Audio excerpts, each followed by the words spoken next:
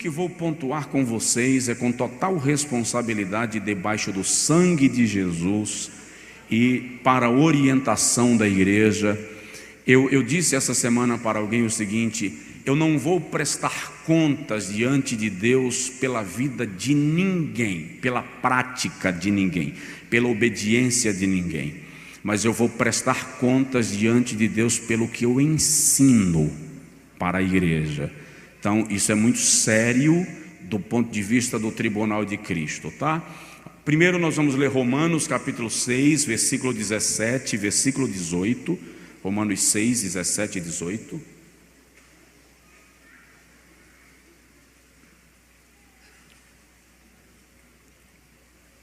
Paulo diz assim: mas graças a Deus que, tendo sido servos do pecado, servos de quem? Servos de quem? Onde você lê servo, entenda escravo, tá? O tradutor da língua portuguesa foi comedido no uso da expressão, mas servo é escravo. Graças a Deus que, tendo sido escravos do pecado, obedecestes de coração à forma de doutrina a que fostes entregues, e libertos ou libertados do pecado, fostes feitos escravos, servos de quem? Da justiça.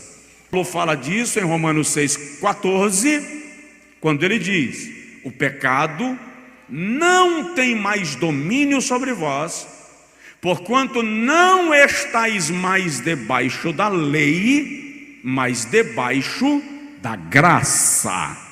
Diga comigo: o pecado não me domina, não mais. Então a lei da liberdade é entender que eu não estou debaixo da lei, portanto estou livre do poder da lei. Mas presta atenção, essa liberdade que Jesus me deu do poder da lei mosaica, Ele também me tornou livre do poder do pecado. Então tem gente que, porque está de fora, livre do jugo da lei, quer viver no pecado, porque afinal de contas eu estou na dispensação da graça. Só que graça não é a permissão para pecar. Graça é a capacitação para vencer tudo que é pecado.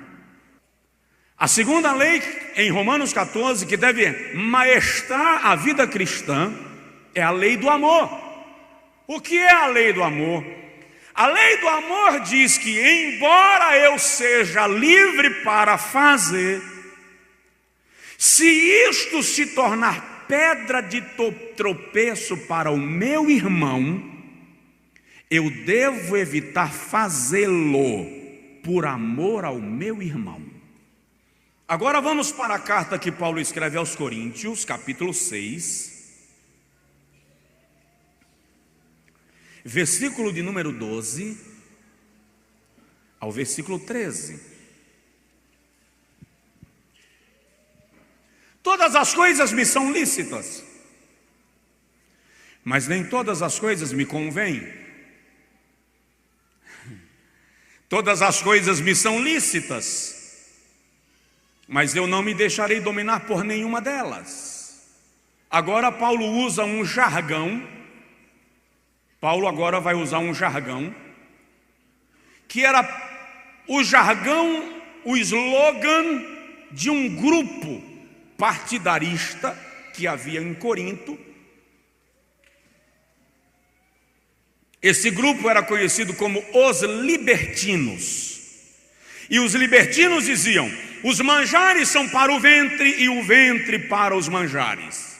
Isso aqui Paulo está usando, parafraseando um jargão comum daqueles dias em Corinto. Aí agora vem a colocação de Paulo: Deus, porém, aniquilará tanto um como os outros, mas o corpo não é para a prostituição, senão para o Senhor, e o Senhor para o corpo. Na linguagem dos libertinos, essa expressão, os manjares são para o ventre e o ventre para os manjares, é a mesma expressão moderna que a teologia liberal está usando para dizer é proibido proibir.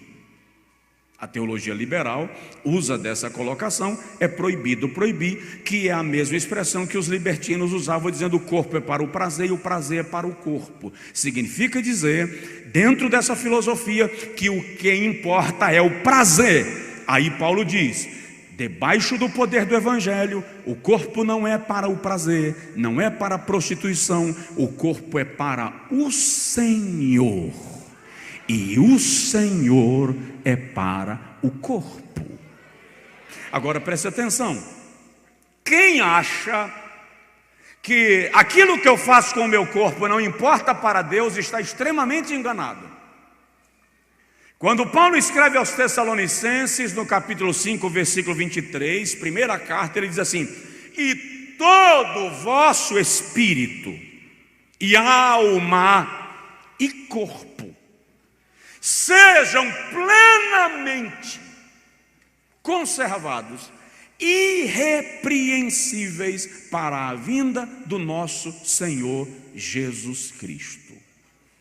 Então aqui Paulo está orientando que o meu corpo também precisa ser santo para o Senhor. O que Paulo está dizendo é: liberdade sem regras não é liberdade, é libertinagem.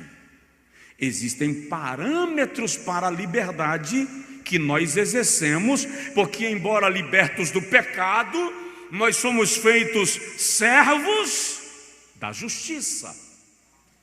Dentro dessa perspectiva, Paulo está dizendo que nós, servos de Deus, não vivemos aqui na terra por conveniências, e sim por princípios. Existem 3 códigos de conduta para um cristão que devem ser observados. O primeiro é a Santa Bíblia, a palavra de Deus. Aquilo que a Bíblia diz que é pecado, não tem negócio. A Bíblia diz que é pecado e acabou. Amém? Segundo, aquilo que nós chamamos de tradição cristã, ou dentro da filosofia da religião, é chamado de cultura cristã. O que é cultura? Cultura é o conjunto de conhecimentos, leis, pensamentos, arte, moral, habilidades e tudo que se diz respeito a um povo para a vida em comunidade. Isto forma a cultura de um povo. Então, há coisas que a Bíblia não reza de maneira direta, mas a cultura cristã não absorve e nem absolve. E quando a cultura cristã não absorve nem absolve, praticar é ir na contramão da... Vamos lá. Quando Deus introduziu Israel na terra de Canaã, Ele disse a Israel: vocês não vão pegar nada deles para colocar como prática de vocês. A cultura deles não serve para vocês. Deuteronômio capítulo 14, versículo 1, o Senhor estabelece uma regra para Israel. E na regra de Deuteronômio capítulo de número 14, versículo 1, o Senhor diz para Israel da seguinte maneira: filhos sois do Senhor vosso Deus, não perfurareis a vossa carne. A expressão hebraica é isso aqui: não perfurareis a vossa carne, nem poreis calva entre vossos olhos por causa de algum morto.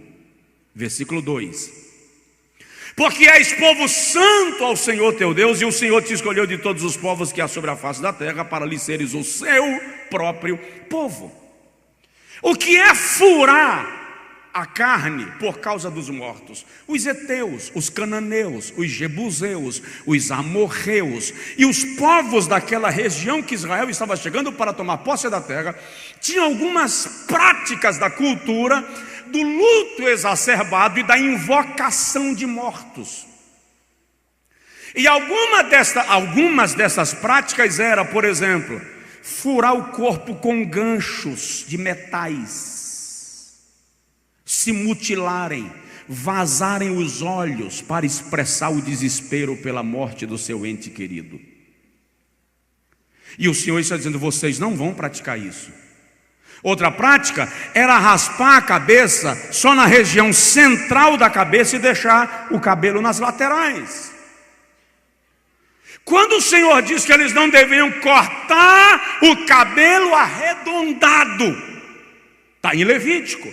Na verdade, em honra aos mortos, eles raspavam a cabeça só em cima, na coroa, e deixavam ao redor com cabelo, em honra aos mortos. E o Senhor está proibindo porque aquilo tinha conotação de feitiçaria e de invocação de mortos e de adoração a demônios. Aí o Senhor diz assim: nem poreis calvo entre os vossos olhos, porque sois filhos de Deus, povo santo de Deus.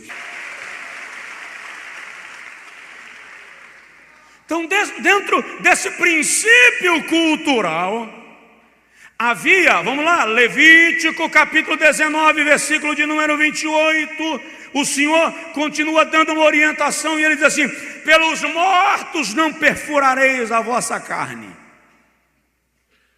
nem fareis marca alguma sobre vós, eu sou o Senhor.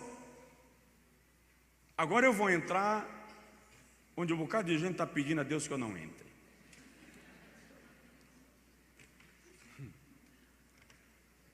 A prática da tatuagem existe há milênios. Alguém no Face essa semana chamou de modernismo. Isso não é moderno. A prática existe há milênios e sempre foi exercida de forma ritualística pelos egípcios, pelos assírios, pelos gregos, pelos romanos, pelos hindus, pelos astecas, pelos celtas e outros povos. E estes povos todos sempre usaram a tatuagem relacionada com ocultismo, adoração de demônios, adoração a Baal e misticismo ocultista. Em algumas culturas, inclusive, o tatuador tinha que ser sacerdote ou chamado xamã, porque cada ponto que ele fazia no corpo do indivíduo a ser tatuado, ele invocava um espírito para tomar posse daquele corpo e entrar. Eu posso projetar um vídeo daquele, Vanessa? Eu vou mostrar para vocês 2 vídeos que eu recebi hoje. Esses vídeos têm direitos autorais e, portanto, me foi, proibido de divulgar em redes, mas aqui eu posso divulgar.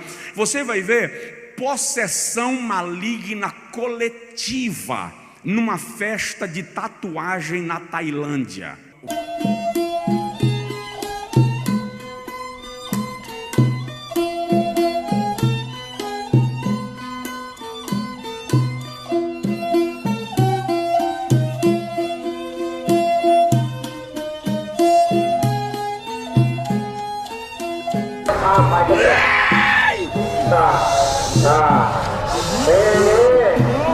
เป็นปีที่39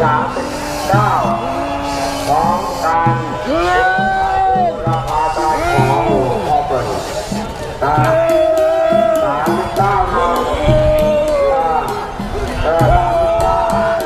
ปีที่3นะแต่มีเรื่องมาอันนี้ที่ผมไม่รู้มันติดมายังไงผมก็ไม่ทราบแต่ติดมาเยอะๆถามอาจารย์ติดมาแต่ว่ากระเป๋า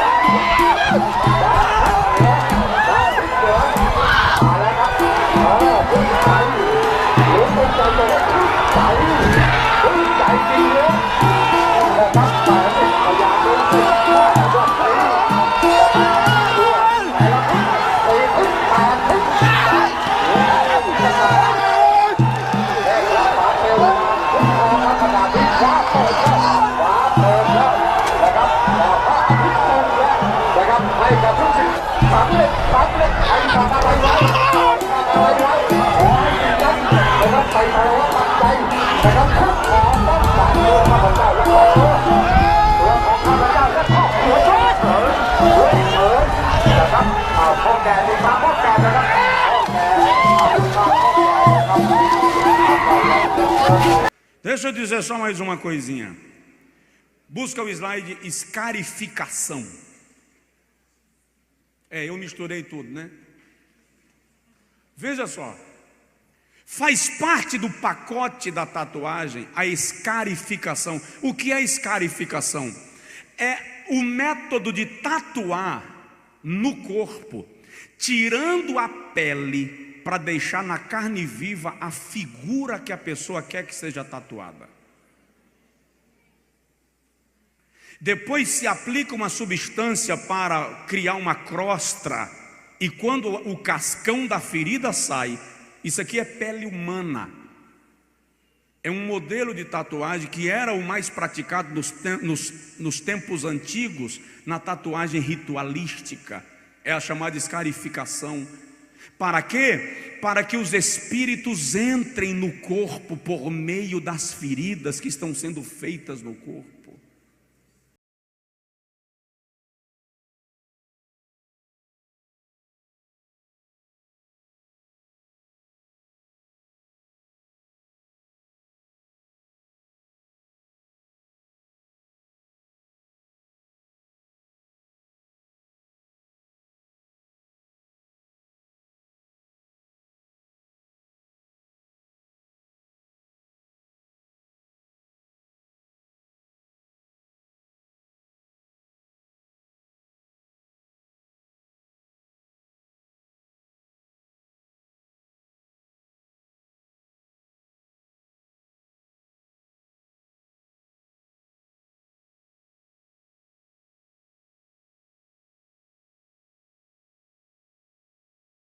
O que disse agora é que em todas as épocas a prática da tatuagem, eu vou mostrar para vocês alguma coisa que vem no bojo, sempre esteve relacionada com a invocação de espíritos de mortos, de ocultismo, de demonismo e de invocação de demônios. Precisa eu responder se um crente deve praticar? Precisa eu responder? Vamos mais um pouquinho. O fato de agora despontar como moda, porque agora despontou como moda, divulgada pelos esportistas, pelos jogadores de futebol, pelos artistas famosos, não anula a origem da prática. Portanto, eu, como cristão e pastor vosso, considero uma prática perigosa para alguém que é o templo do Espírito Santo e que não quer receber demônios no seu corpo, e sim a presença do Espírito Santo. Agora observe, o texto bíblico de Levítico está falando do uso da prática para a invocação de mortos, em honra aos mortos. Ou seja, a Bíblia está condenando direta, enfaticamente a prática de forma ocultista, diabólica, invocação de mortos, invocação de demônios. E eu entendo, vou repetir, que um cristão não deveria caminhar nem perto de uma linha tão perigosa. Eu tenho informações e vídeos que, como eu disse, eu não poderia mostrar aqui para vocês, que o sangue que fica na ponta do... Como é o nome do trocinho que fura lá, que faz o desenho? Da agulha. O sangue sendo sacrificado e oferecido aos demônios, oferecendo aquela vida para que os demônios tomem posse a partir dali. Aí eu e você cantamos assim: a minha vida é do Mestre, meu coração é do meu Mestre, o meu caminho é do Mestre, minha esperança é meu Mestre. Diga comigo: a minha vida é do Mestre. Levante assim a mão. Diga comigo: Satanás, você não tem parte na minha vida. Eu te repreendo em nome de Jesus. Eu já preciso parar, né?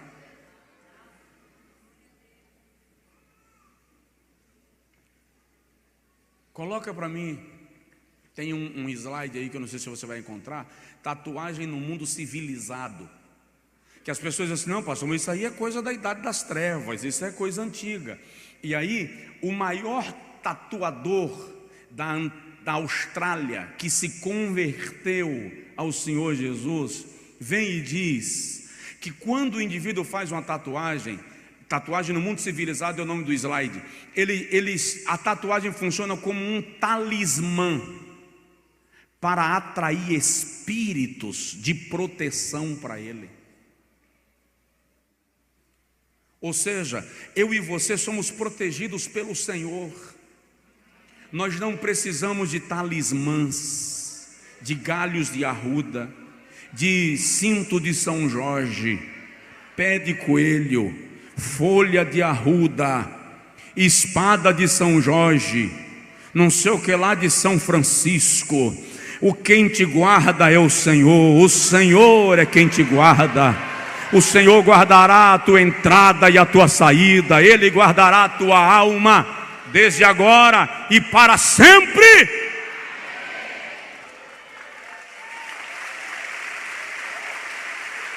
Pode falar? Tem irmã com piercing no umbigo? Pode falar? Tem irmã com piercing na vagina? Tem gente com piercing no testículo? Pode falar? Eu vou lhe mostrar o que significa isso dentro da cultura do piercing. Olha para isso, isso é uma mulher, um hindu. Agora, a informação que eles dão é que cada piercing colocado libera um espírito para se apossar do corpo daquela pessoa. Por exemplo, piercing no nariz, que ela provavelmente não vai encontrar ali, significa rebeldia, disposição de enfrentar todo mundo e quebrar normas e regras. Piercing nos lábios, disposição de contra-argumentar contra qualquer norma, regra, lei e princípio. Não me submeto às leis convencionais. Piercing na língua, espírito de luxúria e sedução. Piercing na genitália, espírito de prostituição. Pastor me disse essa semana de Londres, ele disse, a mulher lá no nosso congresso caiu possessa de demônios e nós não tínhamos como expulsar. Quando o demônio abriu a boca, ele disse, ela tem um piercing na genitália, e o demônio usou um termo vulgar, baixo. E as irmãs retiraram a moça do local, retiraram o piercing da genitália, e a moça ficou liberta na hora, para a glória do nome de Jesus.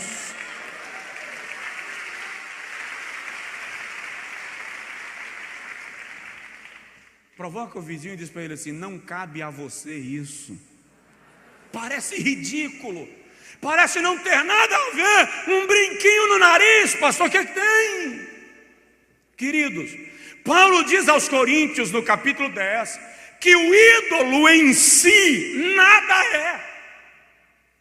Mas por trás dos ídolos existem entidades malignas, que estão agindo e escravizando pessoas.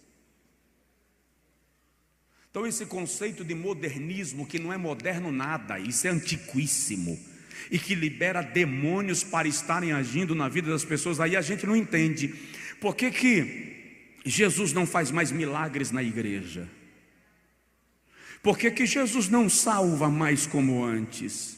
Por que as pessoas aceitam a Jesus e não se firmam no Evangelho? Por que a frieza espiritual? Por que será que tem dia que o pastor prega que soa até o coração, fica suado até o pulmão, e a unção não desce? Porque nós estamos com um bocado de crente abrindo pontos de possessão demoníaca, e vem para a igreja dizer que está adorando a Deus. Eu estou acostumado a subir em palcos para pregar em eventos culturais de dia do evangélico, e as nossas bandas evangélicas cheia de piercing no rosto, cheia de piercing nos lábios, e dizendo que estão adorando a Deus. Olha para cá, eu não estou sendo radical, eu não conseguiria ser mais radical do que a Bíblia, eu não alcanço o tamanho radicalismo da Bíblia, mas eu preciso lhe dizer que Deus não pode ser adorado em altar de demônios.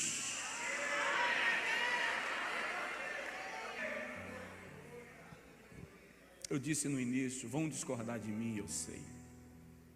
Essa mensagem vai para a internet, vão me criticar lá, vão fazer comentários bombásticos lá, eu sei disso. Eu sei disso.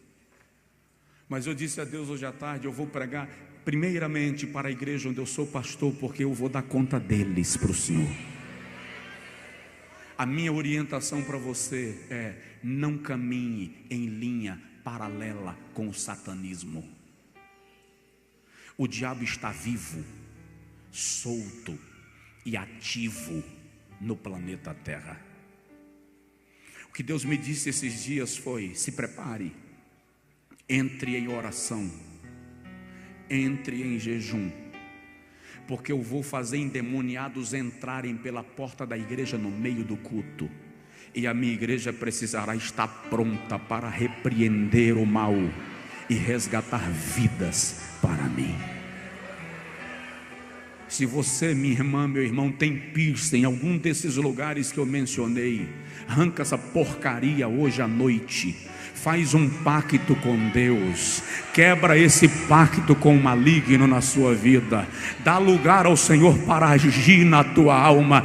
Pastor, eu aceitei a Jesus e já vim tatuado. Ok, quem está em Cristo, nova criatura é, a maldição está quebrada. Você não conhecia a informação, você não sabia o poder da informação, mas agora o poder do Evangelho te liberta, te livra de todo pacto, de todo ponto de contato, e estabelece o Espírito Santo na sua vida para a glória de Deus.